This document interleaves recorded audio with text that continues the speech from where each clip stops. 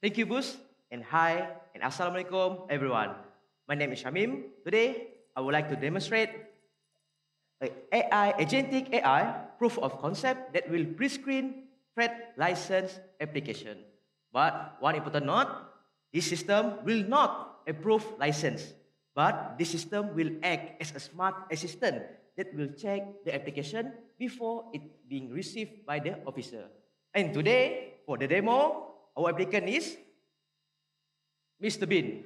Yes, Mr. Bean. Mr. Bean want to open a village shop in Kuching and open Ayam Gepok. I think this is a best move by Mr. Bean because Ayam Gepok is quite viral right now. Okay, and let us start the demo. As usual, the user will click the start new application, and here we can see some of the document already being uploaded. Since this use case is a village shop, we will click on village shop, and then we will take Warung Rowan as the business name, and then I will use Mr. Bean real name, Rowan Subatian. I will input his IC. Don't worry, everyone, this is a fake IC. And Mr. Bean, don't worry, your IC is secure with us. Okay, and then we will use this address, and then the user can click and upload the required documents like the passport photo and also copy of IC. And then we can click submit. Once we click submit, the agent will be executed. The system will execute some of the agents, and the first agent is the intake agent that is responsible to check the documents, followed by the checklist agents that will check on the requirement.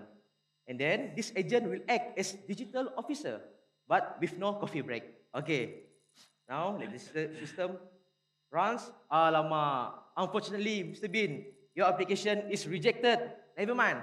Let us see the view audit. This is the special power of agentic AI. Despite it can execute and plan for us, it also can give insights and give the reasoning.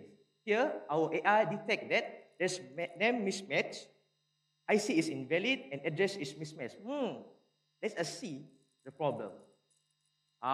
Here is the culprit.